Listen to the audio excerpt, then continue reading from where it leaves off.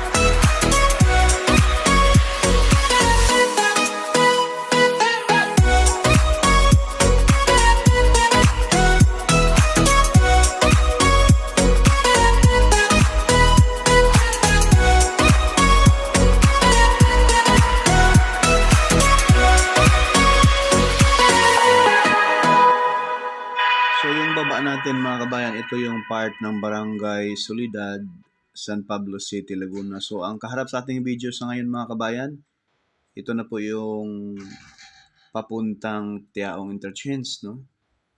So dito sa baba, ayan po yung full blast. So sa ngayon, itong kabuuan ng package C mula sa may San Pablo Interchange hanggang Tiaong mga bayan, kumpleto na po ang paglatag ng concrete cement.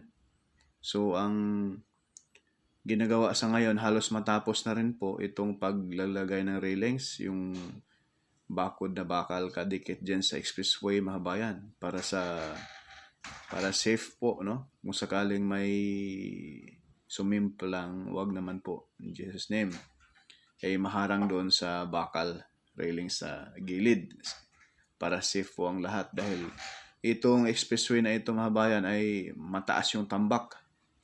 Mataas at halos mataas pa po sa mga bubong sa mga bahay dyan na dalawang palapag oh. Halos kalibil na po yung mga kabayan, yung mismong expressway. So napakataas yung tambak rin sa portion na ito. Lalo na po doon sa may bandang San Juan. So ayan po, ang taas mga bayan. Oh. So yung gilid ay may mga tumubo ng mga halaman dyan. So ayan po, sa gilid mga bayan, may mga railings na halos patapos na po ito mga bayan. Mula rito hanggang doon sa Tiaong Interchange. So ngayon ay dahan-dahan na pong ginagawa yung mismong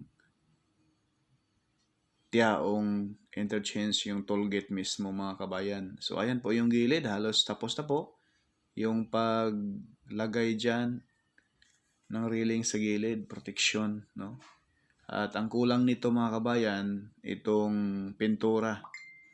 Kung hindi nila latagan ito ng aspalto, kagaya sa Calax, Cavite, Laguna Expressway na may habang 45 kilometers from Mamplasan, Binyan, Laguna, karugtong na po rito sa South Luzon Expressway mga kabayan.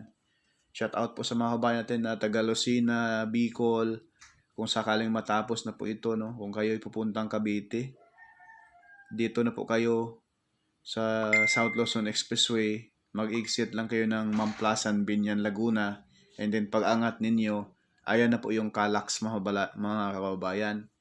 Karugtong po rito sa South Luzon Expressway. Gets po, ang pinaka-end ng Calax mga kabayan ay doon po sa Barangay Tuklong, Kawit, Cavite po.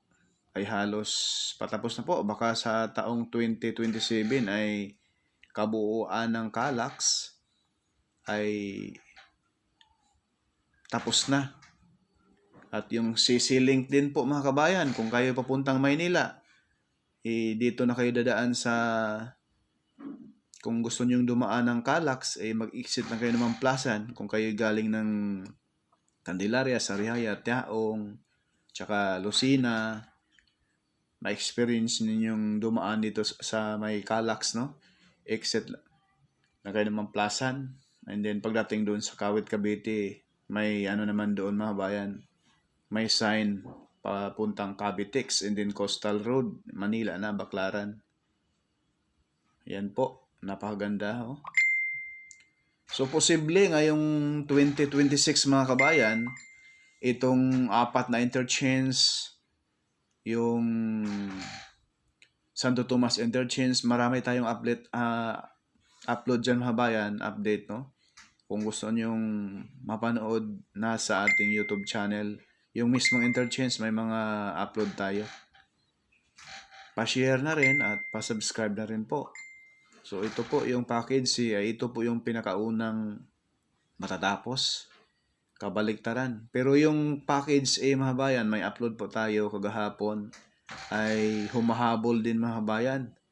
Halos nasa 75% na po yung package mula Macban, Laguna hanggang Santo Tomas Interchange ay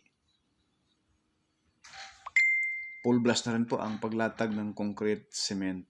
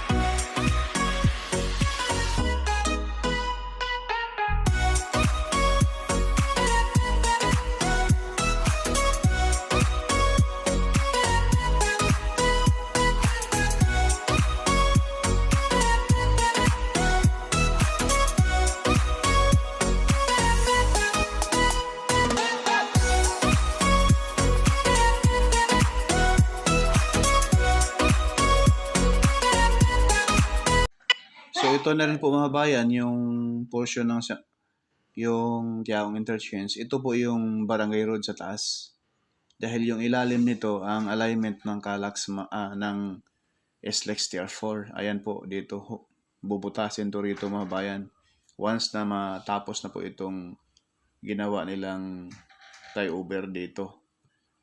Ayan, sa ilalim yung mismong South Luzon Expressway. So dito sa portion na ito mga bayan, ginawa ng parking rito, pahingahan. Dahil napakainit na sa panahon ngayon. Medyo delikado na rin sa mga taas yung dugo. Ingat-ingat po mga bayan. Ayan po, binutas na yung ilalim. So siguro tatapusin to rito. Pag matapos na yung taas, pwede na madaanan. Saka pa nila gawin yung ilalim. Kasi pagsamantala muna. So yan po mga bayan. Dito nagsisimula sa harapan natin ang Package C hanggang Tiaong Interchange. Ayan po sa unahan, sementado na po yan.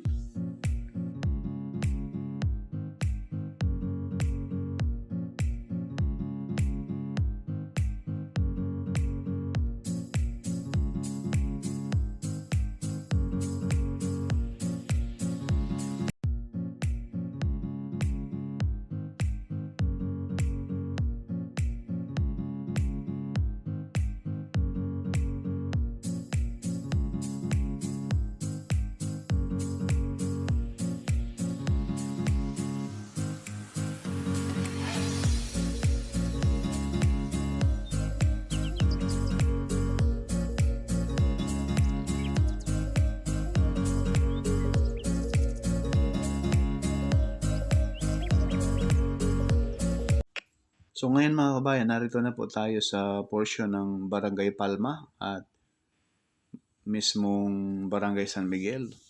Boundary po ito, no? Please correct me if I'm wrong. Ito po ay sakop ng Alaminos, Laguna mga kabayan. So ayan po, yung tulay dyan. Ayan, napakaraming heavy equipment. Full blast na rin po yung pagtambak dyan ng mga buhangin para madugtong na po yung semento dyan. Dahil dito na lang po sa portion na ito, sa Package B, ang hindi pa nalataga ng concrete cement. Gawa nga po ng paggawa dyan sa bridge na iyan. So sa ngayon, ayan napakaraming manpower dyan ngayon mga bayan. Actually, yung tulay na yan ay buhos na rin. Sa dulo mga bayan, mayroon pang ginagawa riyan. Yan po yung Barangay Palma flyover na ginagawa nila. So same lang din po doon sa San Pablo Interchange, Barangay San Miguel Road. Dahil doon po mga bayan ay sa taas din po dadaan, pati sa may Barangay Santa Veronica. Mayroon din pong ganyan na mayroong flyover din po. Ang Barangay Road sa taas, yung expressway sa ilalim. And sa unahan mga bayan, yan na po yung Barangay Palma, Alaminos, Laguna.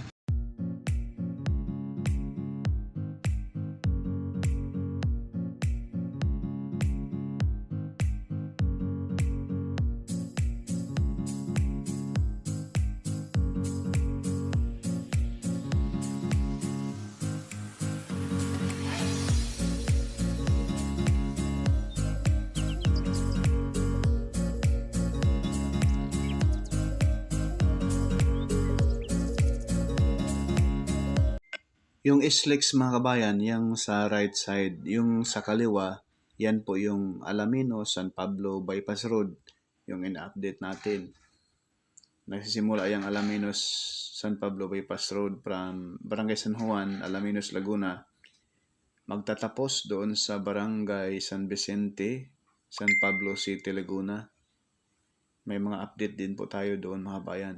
Paki-visit na lang po sa ating YouTube channel. So ayan po yung baba natin.